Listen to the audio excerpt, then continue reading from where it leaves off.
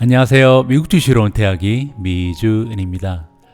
계절의 여왕 5월의 마지막 주말 알차게 보내고 계신지 모르겠습니다. 최근에 저의 주말은요, 미주은 방송과 미주은 책 2탄의 집필로 사실 평일보다 오히려 더 바쁜 것 같습니다. 특히 10년 내 10배 성장할 성장주를 소개하는 영상들은요, 주중 방송에 비해서도 오히려 한 5배 정도 가까운 시간과 노력이 필요하거든요. 그래서 한 종목 이렇게 만들어 나갈 때 굉장히 힘겨운 부분이 있긴 한데요. 소개 영상을 완성해 나갈 때마다 느껴지는 그 성취감과 만족감 역시 다른 영상들하고는 비교도 안 될 정도로 크기 때문에 오늘 하루도 즐거운 마음으로 이 영상 만들어 나가고 있습니다. 오늘 방송 역시 15시간 가까운 저의 땀과 노력이 들어가 있습니다. 아무쪼록 시청하시는 분들 모두에게 작은아마 도움이 되었으면 합니다. 자, 그럼 2021년 5월의 마지막 주말 보내드리는 미국 주식으로 은퇴하기 바로 시작합니다.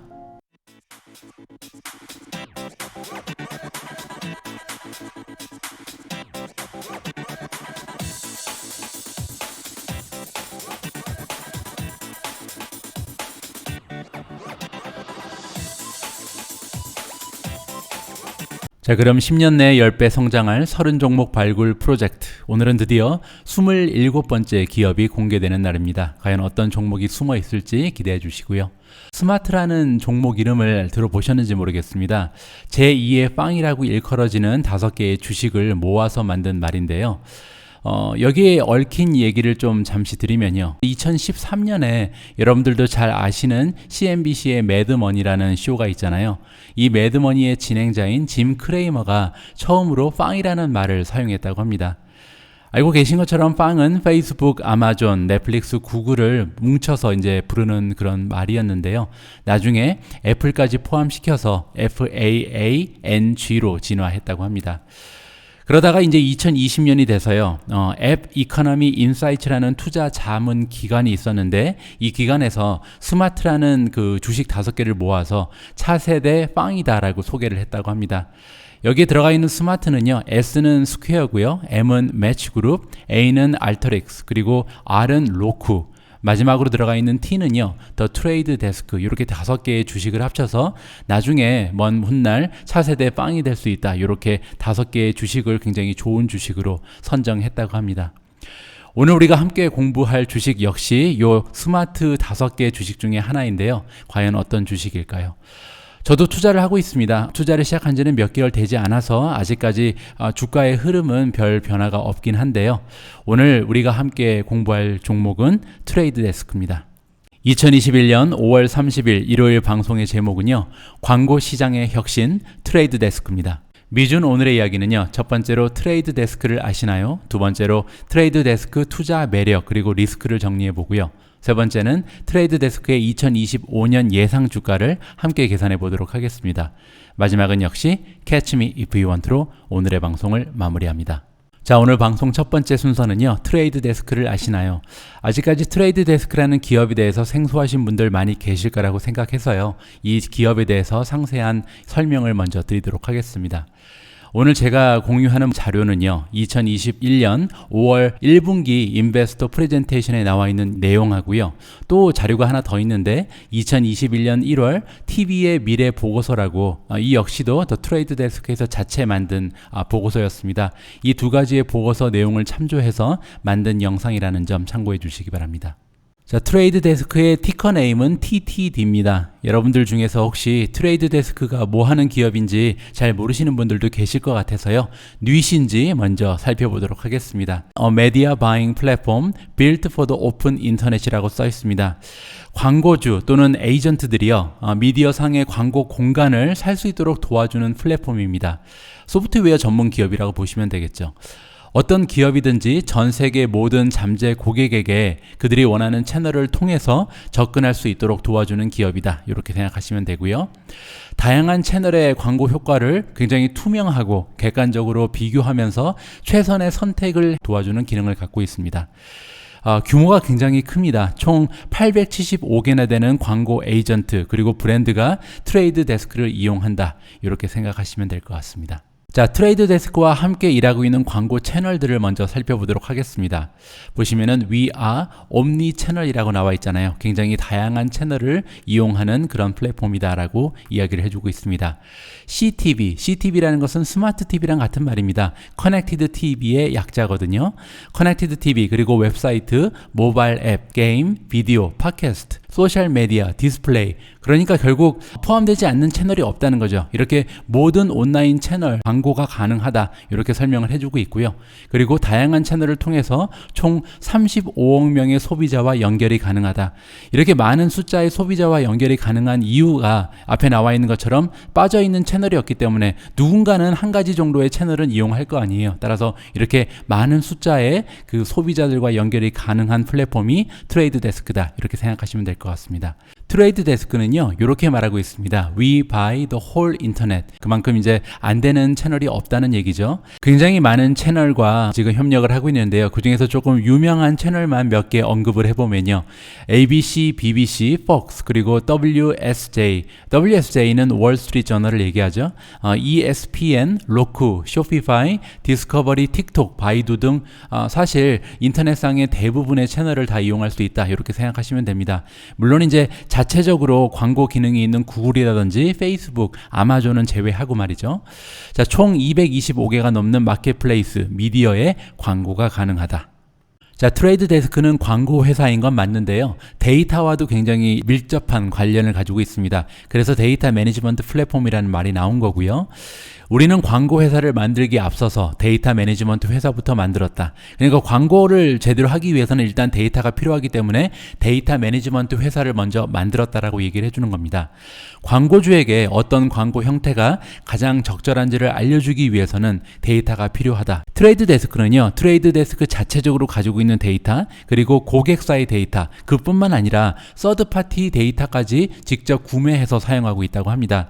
We buy data to make better decisions. 우리는 더 나은 결정을 하기 위해서 데이터를 산다라고 지금 이야기를 해주고 있거든요. 데이터가 많으면 많을수록, 그리고 양질의 데이터가 확보될수록 보다 효과적으로 광고의 응찰이라는 것은 적정가를 써내서 입찰을 따내는 거죠. 그리고 집행이 가능하다. 트레이드 데스크는요, 광고 매니지먼트 시장에서 굉장히 좋은 그 존재감을 발휘하고 있습니다.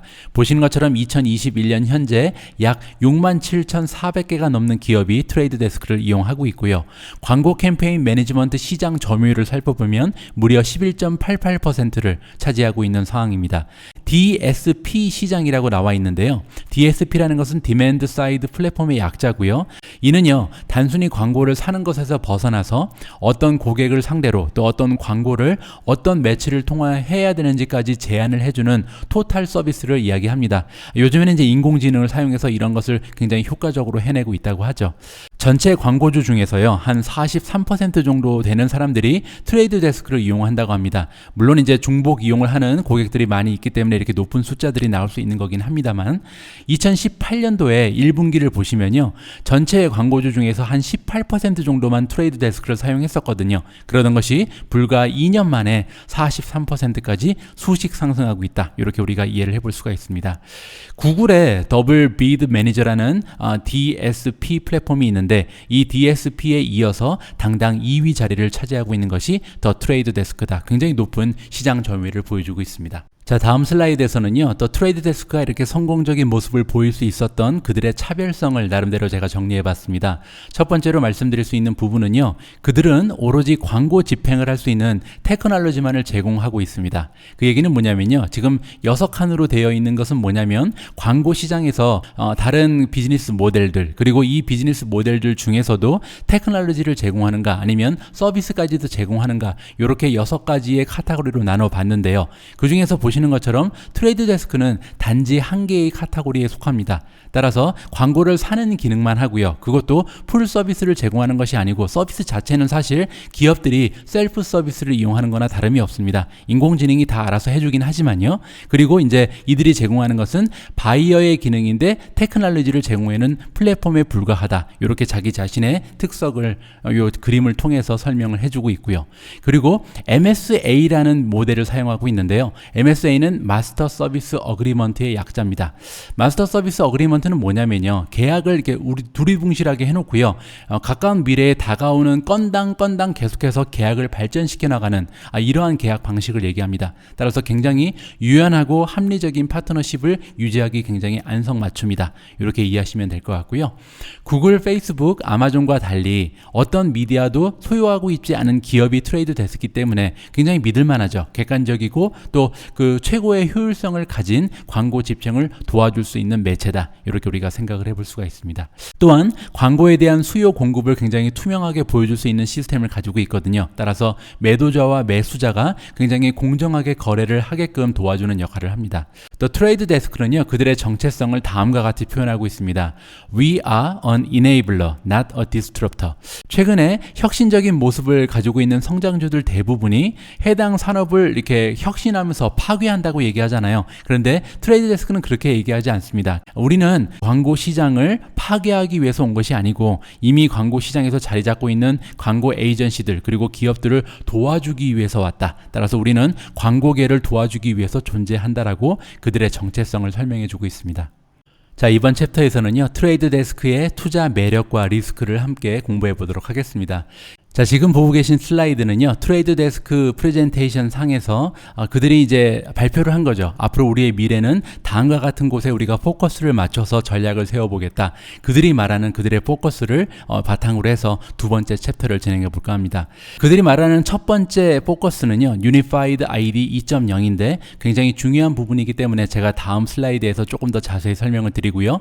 두 번째 포커스는 Connected TV, 우리가 CTV라고 이야기하는 거랑 같은 얘기죠. 자, 세 번째는 글로벌 익스펜션, 글로벌 확장을 얘기하고요. 네 번째로 그들의 성장성, 수익성을 제가 추가를 하겠습니다. 그리고 마지막에 나와 있는 솔리마르는 뭐냐면요, 새로운 플랫폼이다. 근데 사실 그들이 가지고 있던 플랫폼을 기능을 조금 업그레이드, 향상시켰다. 이렇게 보시면 될 것 같습니다.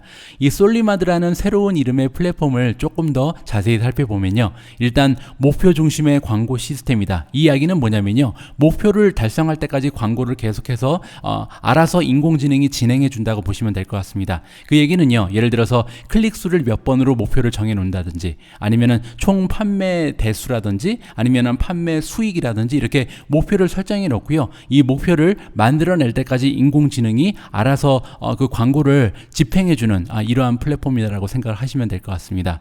업그레이드된 인공지능을 이용한다. 그리고 각 채널별 성과 분석도 가능하다. 이렇게 세 가지의 커다란 업그레이드 기능이 있다. 이렇게 생각하시면 좋을 것 같습니다.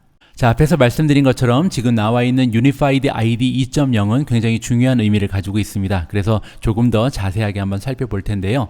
여러분들 아시는 것처럼 최근 이슈가 되고 있는 것 중에 하나가 개인정보 보호 강화입니다. 애플과 지금 페이스북이 전쟁을 벌이는 이유도 스마트폰 상의 개인정보 보호 가지고 지금 싸우고 있는 거잖아요.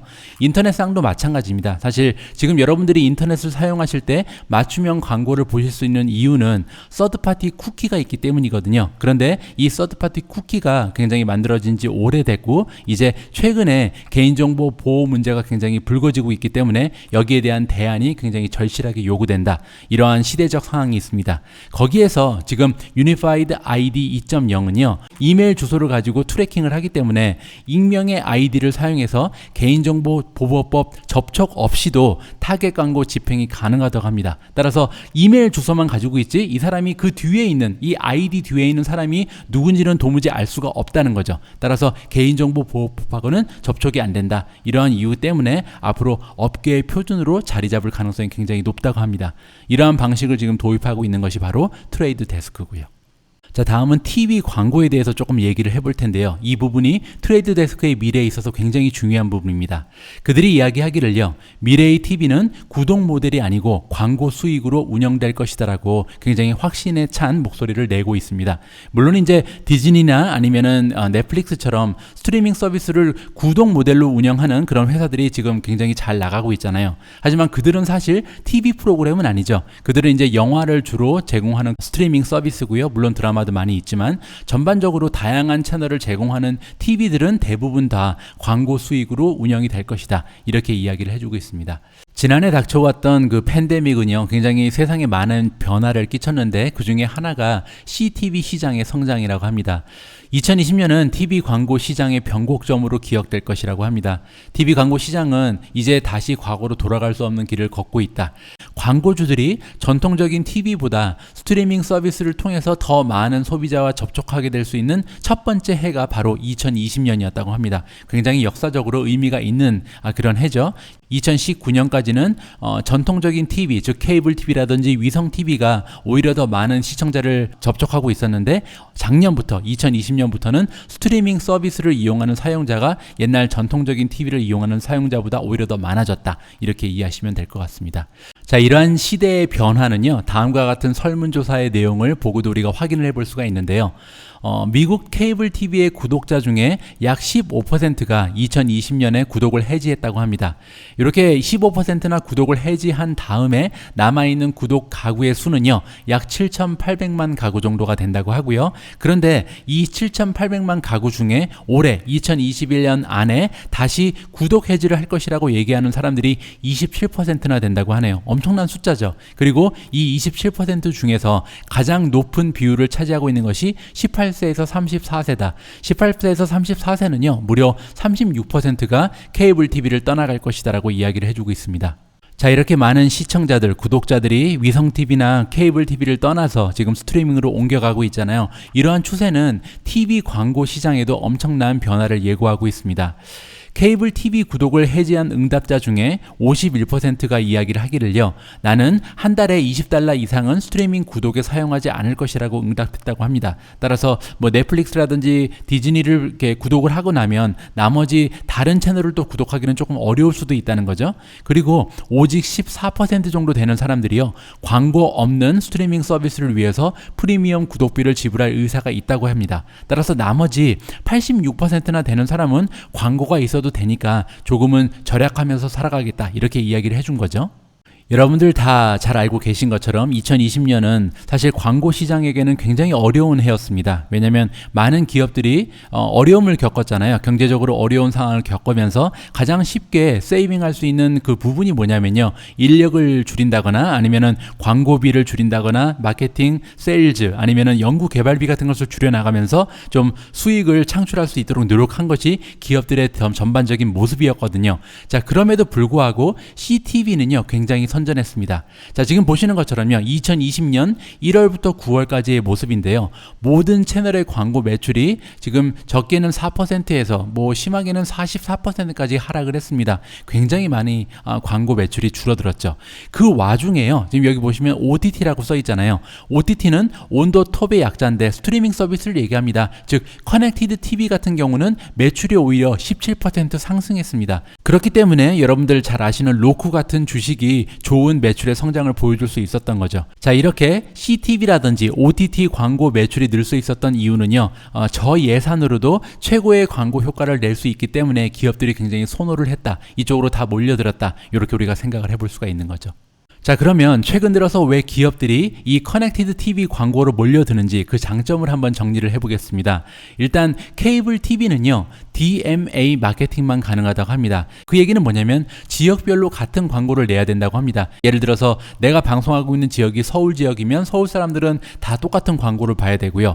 뭐 이거를 조금 더 나눠서 강동구, 뭐 송파구 이렇게 나눌 수가 있겠죠. 그러면 이 구 사람들은 다 같은 광고를 봐야만 한다. 이것이 바로 Designated 마켓 에어리어 마케팅입니다. 자, 그런데요, CTV 같은 경우는 각 가구의 취향에 따라서 1:1 맞춤 광고가 가능하다고 합니다. 따라서 나와 내 옆집에 사는 사람들이 같은 프로그램을 보고 있어도 우리가 보고 있는 광고는 다를 수 있다는 거죠. 그리고 또 하나가 있는데요, 실시간 광고도 가능하다고 합니다. 이 얘기는 뭐냐면 스포츠 중계를 하다가 이제 광고가 다 잡혀 있겠죠. 그런데 이 스포츠가 예를 들어서 야구 경기인데 9회 말에 끝나지가 않고 동점 상황이어서 연장전에 갔다고 쳐볼게요. 그러면 새로운 광고가 들어갈 들어갈 수 있는 기회가 창출됐잖아요. 이렇게 새로운 광고가 창출될 때 실시간으로 광고를 해줄 수 있는 것이 바로 CTV의 장점이다라고 합니다. 그리고 CPM이라는 게 있는데요. 여기 보시면 CTM이 한 2배 정도 더 비싸죠. 이 CTM은 Cost per Thousand Impression이라고 합니다.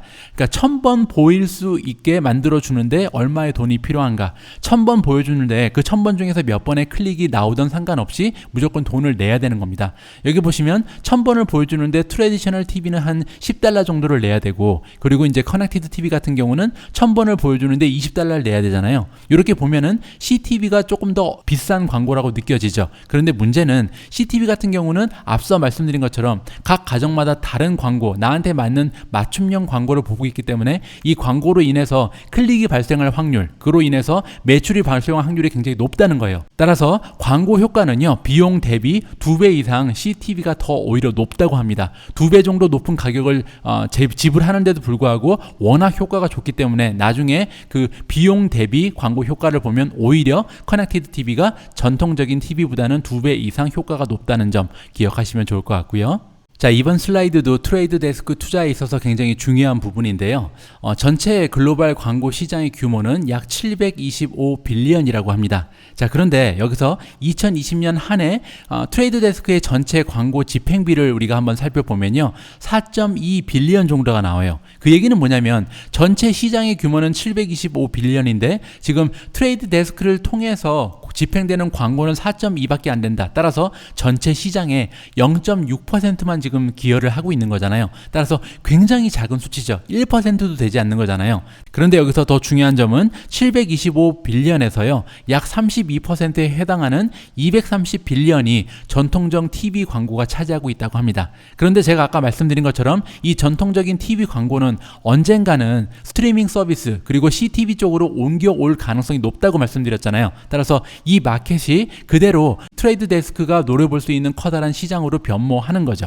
그래서 정리를 해보면요, 일단 가까운 미래에 케이블 TV는 일단 모두 CTV로 전환될 것이다. 이렇게 우리가 가정을 해볼 수 있고요. 그리고 결국 좀 멀게 보면 모든 메디아가 결국은 디지털화 될 것이다. 지금 우리는 뭐 종이로 된 매거진도 보고 있고 뭐 신문도 읽고 이러잖아요. 근데 결국은 시간이 좀 걸려서 그렇지 모든 미디어는 디지털화 되는 날이 결국 오고 말 것이다. 이렇게 우리가 한번 예상을 해볼 수가 있는 거죠. 그런 날이 오게 되면 트레이드 데스크가 갖고 있는 그 시장의 장악력에 따라서 엄청난 규모의 매출이 발생할 수도 있는 기업이 바로 트레이드 데스크다. 이렇게 우리가 예측을 해볼 수가 있습니다.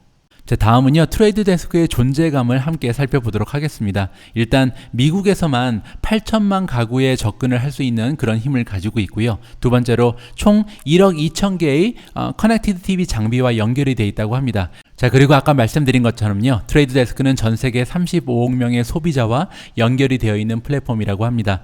이렇게 많은 숫자 35억 명이나 되는 소비자와 연결이 가능한 이유는 안 되는 채널이 없기 때문이죠. 워낙 다양한 채널을 통해서 뭐 TV도 있고요, CTV, 그리고 뭐 모바일 폰도 있고요, 아니면 팟캐스트도 있고, 아니면 비디오, 오디오 가릴 거 없이 모든 채널을 통해서 소비자와 연결이 가능한 그러한 플랫폼이 트레이드 데스크 때문에 이렇게 많은 소비자와 연결이 가능하다. 요 점을 우리가 한번 기억을 해봐야 될 것 같습니다. 자, 다음은 트레이드 데스크의 글로벌 진출 상황을 정리해 보겠습니다. 일단 트레이드 데스크는요, 이미 글로벌 기업이다라고 이야기할 수 있을 것 같습니다. 왜냐면요, 총 12개국에 나가 있는데요, 오피스 역시도 24개나 오픈이 되어 있다고 합니다. 그런데요, 우리가 이 부분을 조금만 더 자세히 살펴보면 엄청난 잠재력이 숨어 있다는 것을 알 수가 있습니다. 먼저 그 트레이드 데스크 고객 중에 70%는 미국에 위치해 있다고 하는데요. 이것을 광고 집행 금액으로 따져 보니까요, 2020년 기준으로 했을 때 전체 광고 집행 금액의 88%나 되는 금액이 북미 지역에서 기여가 됐다고 합니다. 따라서 북미 이외 쪽에서 발생한 광고 집행 금액은 12%밖에 되지 않는 거죠.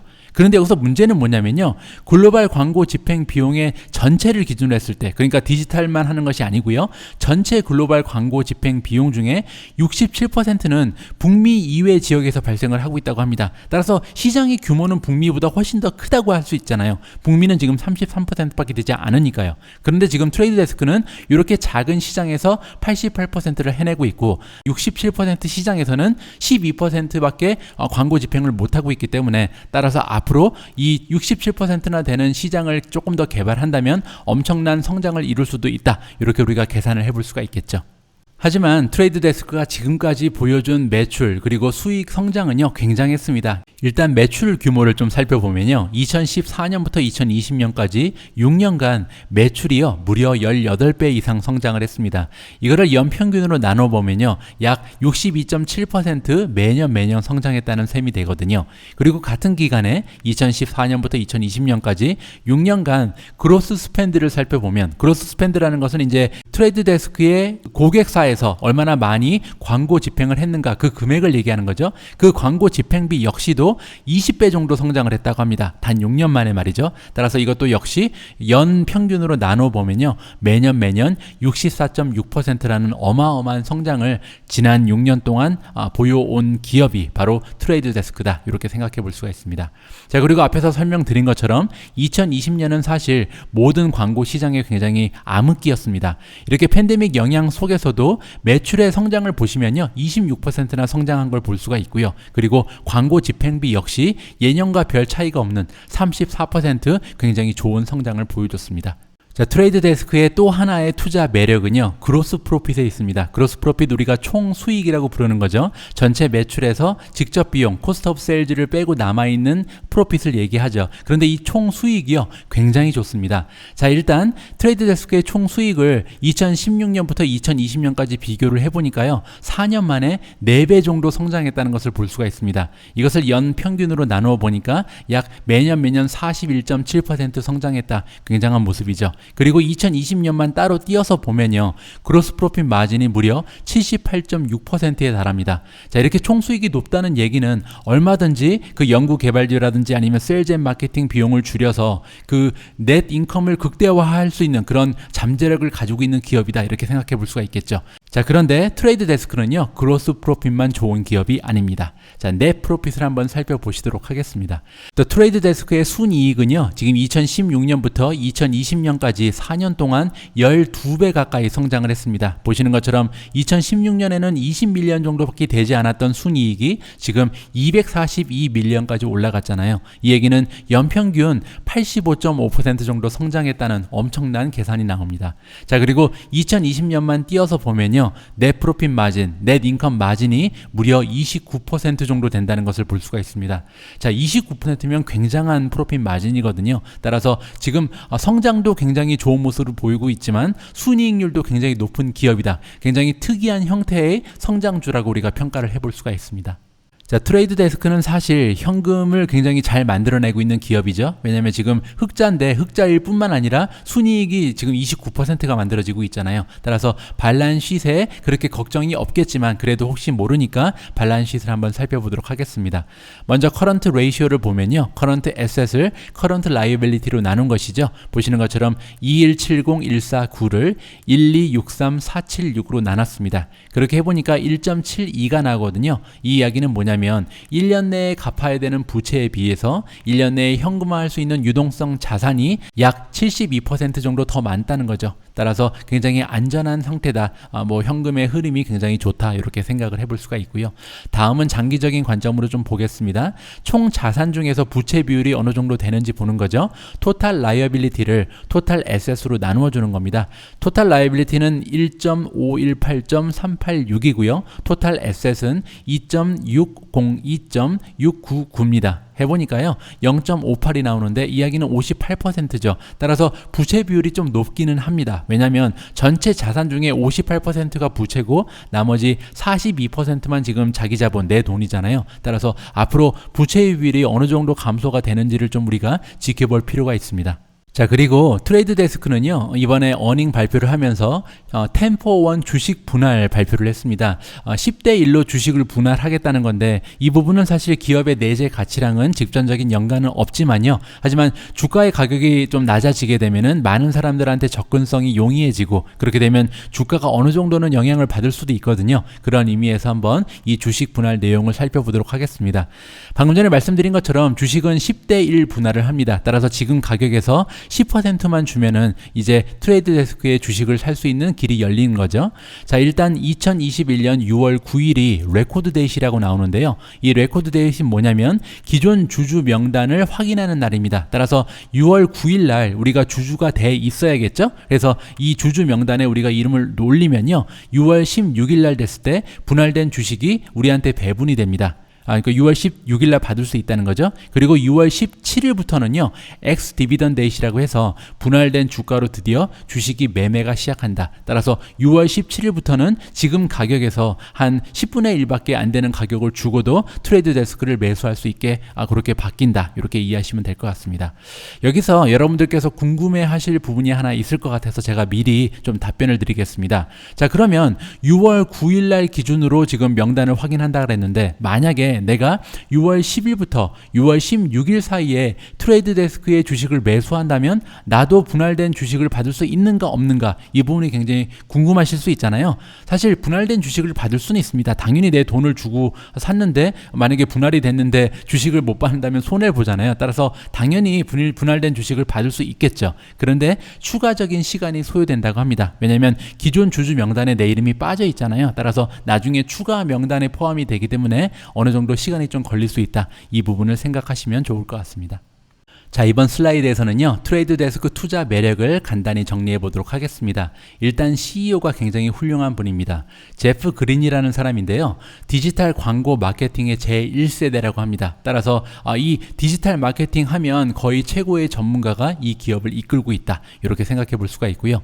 글로벌 광고 시장의 규모가 아까 말씀드린 것처럼 725빌리언이라고 말씀을 드렸죠. 2019년 기준입니다. 물론 2020년에 엄청나게 선장을 했을 가능성이 더 높습니다. 그리고 2020년에 토탈 AD 스펜딩, 즉 전체 광고 집행 비용을 보면 4.2빌리언밖에 되지가 않는다고 말씀드렸죠. 물론 이제 트레이드 데스크 한 기업에서 한 거죠. 그러니까 글로벌 광고 전체 시장의 0.6%도 되지 않은 시장 점유율을 가지고 있는 것이 트레이드 데스크다. 따라서 발전 가능성이 엄청나게 높은 거죠. 모든 미디어는 디지털로 이동할 것이다. 따라서 우리가 지금 읽고 있는 신문이라든지 잡지라든지 이런 모든 미디어들이 결국은 디지털로 다 이동을 하게 될 것이고, 그렇게 되면 트레이드 데스크의 시장은 정말 엄청난 규모로 확장될 수가 있다는 거죠. 자, 또 하나 말씀드리고 싶은 부분은요, 프로그래매틱 광고의 혜택입니다. 프로그래매틱 광고라는 것은 타겟 광고를 얘기하는데요. 이 타겟 광고를 진행하게 되면 광고주 입장에서는 비용이 엄청나게 절감될 수가 있습니다. 왜냐하면 100명한테 광고하던 것을 나한테 관심이 있는 10명한테만 하면 되거든요. 이러한 광고주의 비용을 절감해주는 효과가 있기 때문에 인기가 많을 수밖에 없고 앞으로도 계속해서 사용될 가능성이 높은 채널인 거죠. 자, 그리고 케이블 위성 TV에서 아까 말씀드린 것처럼 커넥티드 TV, 즉 스마트 TV로 이동한다 그랬잖아요. 이 부분도 역시 우리가 트레이드 데스크의 앞날을 밝게 생각해 볼 수 있는 하나의 이유가 될 것 같고요. 2020년 전체 광고 집행 금액의 88%가 북미 미역에 지금 집중돼 있다고 했잖아요. 따라서 앞으로 글로벌 확장 기회는 얼마든지 열려 있다. 자, 그리고 지난 6년간 모든 분기에 커스터머 리텐션 레이트이 95% 이상 된다고 합니다. 커스터머 리텐션 레이트라는 것은 지난 분기에 있었던 고객이 이번 분기에도 남아있느냐 남아있지 않느냐죠. 따라서 95% 이상 되는 고객들이 계속해서 남아있는다는 것은 그만큼 만족도가 높다. 트레이드 데스크에 한번 조인한 고객들은 잘 떠나가지 않는다라고 우리가 생각을 해볼 수가 있는 거고요. 자, 마지막으로 중요한 부분이 더 있죠. 지난 6년간 매출은 18배 성장했습니다. 그리고 2020년 그로스 프로핏 마진, 총 수익 마진이 무려 78%가 넘어간다 그랬죠. 그리고 더 중요한 것은 넷 인컴 마진, 순이익 마진마저 29%에 달하는 그런 기업이 트레이드 데스크다. 따라서 우리는 트레이드 데스크는요, 성장성 그리고 수익성을 모두 확보한 슈퍼 성장주다. 이렇게 한번 닉네임을 적어봐도 좋을 것 같습니다. 하지만 트레이드 데스크에도 투자의 리스크는 존재합니다. 트레이드 데스크가 가지고 있는 투자 리스크를 크게 4가지로 정리해 봤습니다. 가장 먼저 말씀드릴 수 있는 부분은요, 아직도 굉장히 비싼 주식이다라는 점입니다. 프리미엄을 좀 살펴보시면요, PER, P 레이쇼는 121배고요. PS 레이쇼는 32배입니다. 즉, 지금 현재 트레이드 데스크가 만들어내는 어닝에 121배를 주어야 시가총액이 달성이 되고요. 그리고 트레이드 데스크가 만들어내는 매출에 한 32배 정도를 곱해야 그 시가총액이 만들어진다. 따라서 아직까지도 트레이드 데스크는 굉장히 비싼 상태다라는 것을 우리가 기억을 해봐야 될 것 같고요. 자, 두 번째 투자 리스크는요, 역시 구글, 페이스북, 아마존입니다. 광고계의 빅3죠. 따라서 이 빅3는 항상 성장과 혁신을 거듭하는 굉장히 무서운 모습을 보이잖아요. 따라서 이들이 앞으로 어떠한 모습을 보이냐가 굉장히 결정적인 역할을 할 수 있다. 이렇게 우리가 생각을 해봐야겠죠. 자, 세 번째 투자 리스크는요, 현재의 시장 상황입니다. 테이퍼링이라든지 아니면 금리 인상, 법인세 인상이 나올 수 있는데, 그렇게 되면 트레이드 데스크 같은 성장주는 다시 한번 이렇게 하락할 가능성도 있는 거잖아요. 따라서 이 부분도 기억을 해봐야 될 것 같고요. 마지막 투자 리스크는 성장의 지속 여부입니다. 앞에서 말씀드린 것처럼 프리미엄이 굉장히 많이 붙어 있죠. 이 이야기는 많은 투자자들이 앞으로 성장이 지속적으로 많이 될 것으로 기대를 하기 때문에 이러한 프리미엄을 주면서까지 매수를 한 거잖아요. 그런데 만약에 실망스러운 모습을 보여준다면, 성장이 계속되지 않는다면, 성장이 주춤해진다면, 그러면 굉장히 주가가 급속하게 떨어질 가능성도 있다. 이 부분도 우리가 항상 명심하면서 투자의 계획을 세워야 할 것 같습니다. 자, 다음 챕터에서는요, 트레이드 데스크의 2025년 예상 주가를 함께 산정해 보도록 하겠습니다.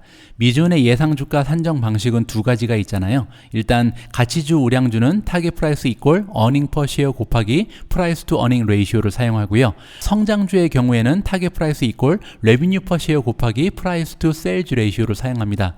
오늘 우리가 함께 공부하고 있는 트레이드 데스크는요, 사실 순이익이 안정적으로 창출되는 우량주라고 봐야겠죠. 워낙 성장률이 좋기 때문에 성장주처럼 보이긴 하지만 사실 순이익도 굉장히 안정적입니다. 따라서 우량 성장주라고 보고 가치주 우량주 모델, 첫 번째 모델을 사용하도록 하겠습니다. 자, 2025년 트레이드 데스크의 예상 주가 산정 방식은요, 어닝 퍼 쉐어 EPS 곱하기 프라이스 투 어닝 레이시오를 사용할 텐데요. EPS 같은 경우는 2025년 예상치를 찾아봐야 될 것 같고요. 그리고 프라이스 투 어닝 레이시오 같은 경우는 2025년이 됐을 때 과연 P 레이시오가 어느 정도를 형성하고 있을지를 우리가 추측을 해 봐야겠죠. 자, 그러면 일단 2025년 예상되는 어닝 퍼 쉐어를 찾아봤습니다. 자, 시킹 알파에 나와 있는데요. 2025년 12월이 됐을 때, 앞으로 한 4년 반 정도가 지났을 때죠. 20.48달러 정도를 한 주가 만들어낼 것이다. 이렇게 예상치를 던져주고 있습니다. 자, 다음에는 프라이스 투 어닝 레이시오가 필요한데요. 2025년이 됐을 때 과연 P 레이시오가 어느 정도에 머무르게 될지, 이 부분을 우리가 추측을 해봐야 되는데, 과거의 모습을 한번 살펴보시죠. 자, 지금 그림에서 보실 수 있는 것처럼요, 트레이드 데스크의 P 레이시오는 생각보다 굉장히 안정적인 모습을 보여주는 주식이었습니다. 그런데 최근에 들어서 굉장히 급상승을 했었죠. 이렇기 때문에 트레이드 데스크가 50% 가까운 그 급락을 겪을 수밖에 없었다고 우리는 이해를 해봐야겠죠. 어쨌든요, 트레이드 데스크 같은 경우는 이 부분에서 지금 P 레이시오가 형성되는 것이 정상적인 모습이다. 따라서 지금 현재 P 레이시오가 굉장히 정상화되고 있다라고 우리가 한번 생각을 해볼 수가 있는 거겠죠. 자, 앞에 슬라이드에서요, 우리는 2025년이 되면 트레이드 데스크의 주식이 한 주당 만들어낼 수 있는 어닝 퍼 쉐어가 20.48달러라는 것을 확인을 해봤죠. 전문가들의 예상치였고요. 자, 이제 PE 레이시오가 어느 정도의 형성이 될지를 추측을 해봐야 됩니다. 자, 그러면 이 PE 레이시오를 살펴보기 위해서 과거에 어떠한 모습을 보였는지 일단 체크를 해볼게요. 자, 트레이드 데스크의 PE 레이시오가 가장 많이 떨어졌을 때는요, 37배까지 떨어진 적이 있었습니다. 그리고 가장 많이 올라갔을 때는 거의 3배까지 올라갔었죠. 299배니까. 그리고 중간치를 살펴보면은 한 100배 정도에 머무르고 있는 것을 볼 수가 있습니다. 현재 트레이드 데스크의 PE 레이시오는 121배입니다. 굉장히 비싼 상태죠. 아직까지도. 자, 그리고 트레이드 데스크와 비슷한 주식들은 어떠한 PE 레이시오를 갖고 있는지 벤치마킹을 또 해보도록 하겠습니다. 여기 나와 있는 4개의 주식은요, 사실 트레이드 데스크처럼 광고 쪽에 종사하는 기업은 아니에요. 하지만 일단 그 사스 기업이라는 게 똑같고요. 클라우드를 바탕으로 하는 사스 기업이다. 그러니까 소프트웨어를 판매하는 기업이죠. 그리고 두 번째로 중요한 부분은 뭐냐면, 이 4기업 모두 어닝이 발생하고 있는 PE 레이시오가 있는 기업이다라는 것을 우리가 명심하고 좀 살펴보면 좋을 것 같습니다. 자, PE 레이시오 레이쇼가 발생하는 사스 기업 세일즈포스가 있는데요. CRM이죠. 현재 PE 레이쇼는 54배 정도를 형성하고 있습니다.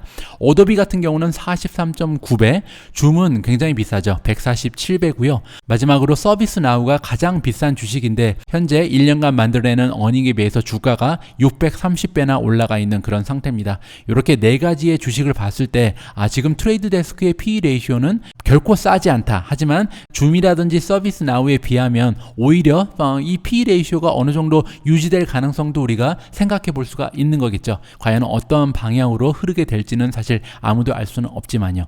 자, 이렇게 과거의 모습 그리고 벤치마킹한 모습을 우리가 정리를 해보면서 세 가지의 시나리오를 만들어 보도록 하겠습니다. EPS 같은 경우는 20.48달러로 통일을 해야겠죠. 마켓의 전문가들이 던져준 평균치니까요. 자, 이렇게 됐을 때 현재 수준 121배를 곱하면요 2,478달러가 나옵니다. 이 이야기는요 지금 현재 주가가 588이기 때문에 이거랑 비교를 해보면 약 4.2배 정도 4년 반 후에 올라갈 수 있다는 겁니다. 5년도 되지 않는 시간에 4.2배가 주가가 상승한다면 완전히 대박 난 거죠. 따라서 이 시나리오는 너무나 좋은 그런 시나리오고요. 두 번째로 역대 최저 수준의 프리미엄 즉 37.2배까지 떨어진다면 주가가 762 정도에 머무르게 됩니다. 그렇게 되면 현재 주가랑 비교를 했을 때 한 30%밖에 올라가지 못한다. 4년 반 동안 30%가 올라간다면 좋은 실적이 아니죠. 이렇게 되지 않기를 우리가 바라야겠죠. 자, 세 번째 시나리오는요. 역대 중간 수준의 프리미엄입니다. 즉 PER이 101배 정도의 형성이 된다는 건데요. 그렇게 되면 주가는 2,000달러가 조금 넘는 고러한 수준에 머무를 것 같습니다. 현재 주가에 비하면 약 3.5배 정도 상승할 여력이 있다. 4년 반 동안 3.5배가 오른다면 이 역시도 굉장히 멋진 주가의 상승 모습이죠. 따라서 제가 개인적으로 바라는 것은 현재 PE 레이쇼가 121배인데 어떻게 하든지 100 이상으로 이 프리미엄이 유지만 될 수 있다면 우리가 4.5년 후에 5년도 되지 않는 상황에서 2,000달러가 넘어가는 주가를 만나볼 가능성이 있고요. 그렇게 되면 지금 주식 가격에서 3.5배 정도의 수익률을 올릴 수가 있다. 이러한 계산을 저 나름대로 한번 기대해 봅니다. 자, 오늘 방송의 마무리 역시 Catch Me If You Want 로 하도록 하겠습니다. 제가 여러분들께 드릴 수 있는 네 가지의 메시지는요. 첫 번째로 Net Income Margin, 순이익 마진이 30%를 육박하는 슈퍼 성장주다. 이러한 부분이 가장 매력적인 것 같고요. 자, 두 번째로 말씀드릴 수 있는 부분은 하지만 아직도 너무 다 비싸다. PER이 지금 121배고요. PSR이 32배 정도 됩니다. 따라서 아직까지 안심하기에는 조금 너무 비싼 수준이다. 세 번째로요. 최고점에서 40% 정도 하락해 있는 상황이기 때문에 현 시점에서 일부만 매수하는 것도 어느 정도 의미가 있을 것 같습니다. 그리고 나서요. 향후에 테이퍼링이라든지 금리 인상 그리고 법인세 인상 등의 매수 찬스가 오게 되면 그때 조금 더 추가 매수하는 게 좋지 않을까 이렇게 저는 개인적으로 계획을 짜고 있습니다. 오늘 영상의 마무리는요. 트레이드 데스크가 우리에게 주는 투자 교훈을 여러분들과 공유해 볼까 합니다. 지금 보시는 그래프에서 우리가 확인을 할 수 있는 게 뭐냐면요. 현재 트레이드 데스크는 최고점에서 40%가 넘게 떨어져 있는 상황입니다. 좀 엄청나게 떨어졌죠. 그런데요. 또 하나 우리가 주목해야 될 부분은 뭐냐면 트레이드 데스크는 지난 4년간 8번이나 30% 이상 폭락했다고 합니다. 지금 보시면 폭락을 굉장히 자주 했잖아요. 4년 만에 30% 이상 떨어진 게 8번이라는 것은 1년에 2번씩은 30% 이상 떨어진다는 겁니다. 그러니까 굉장히 급락하는 경우가 많은 그런 주식이 트레이드 데스크죠. 그런데 이렇게 8번이나 30% 이상 떨어졌으면 주가가 굉장히 엉망진창이어야 되잖아요. 그런데 다음 페이지를 보시면 그럼에도 불구하고 지난 4년간 만약에 트레이드 데스크를 팔지 않고 4년간 그냥 계속 갖고 있었다면 그 투자자가 갖고 있는 트레이드 데스크의 수익률은요 무려 1700%라고 합니다. 대단하죠. 따라서 우리가 여기서 배울 수 있는 교훈은요. 주식 투자를 할 때 주가를 보지 말고 기업을 보고 투자를 해야 된다. 앞에서 우리가 공부한 것처럼 트레이드 데스크는 여러 가지 투자 매력이 넘쳐나는 기업입니다. 그런데 하나 아쉬운 게 지금 주가잖아요. 따라서 주가가 올라갔다 내려갔다 올라갔다 내려갔다 하는 거에 너무 연연하지 않고요. 떨어질 때마다 조금씩 이렇게 분할해서 매수한다면 결국은 좋은 수익률을 우리한테 안겨줄 수 있는 그런 종목이 아닐까 이렇게 한번 생각을 해봤습니다. 제가 오늘 준비한 내용은 여기까지입니다. 오늘 방송 마무리에서는요. 트레이드 데스크의 과거 주가 변동성에 대해서 설명을 드렸었는데요. 5년도 되지 않는 짧은 기간 동안 트레이드 데스크의 주가는 총 8번이나 30% 이상 폭락했었습니다. 그럼에도 불구하고 같은 기간 동안 트레이드 데스크의 주가는 1700%라는 엄청난 상승을 보여줬죠. 모르긴 해도요, 이렇게 주가가 8번이나 폭락하는 동안 참 많은 투자자들이 두려움을 견디지 못하고 이 주식을 팔아버렸을 거라고 생각이 듭니다. 그래서 4년간 17배 오른 주식이라 하더라도 그 수익률을 모두 챙겨간 투자자들은 그리 많지 않을 거라고 생각이 되는데요. 우리가 오늘도 이렇게 미주은이라는 커뮤니티를 통해서 이루고자 하는 바는 바로요, 기업의 가격을 너무 신경 쓰지 않고 기업의 가치, 기업의 모습만을 바라보면서 훗날 우리가 후회할 만한 실수들을 조금이라도 줄여나가자 하는 노력의 일환이 아닐까 생각을 해봤습니다. 앞으로도 쭉 하루하루 오르락내리락 하는 주가에 너무 현혹되지 않고요, 주식 뒤에 숨어있는 기업의 성장성에 집중하면서 건강하고 성공적인 투자를 만들어 나가야 할 것 같습니다. 우리 모두가 미국 주식 투자로 은퇴하는 그날까지 다 함께 화이팅입니다. 행복한 하루 되세요. 감사합니다.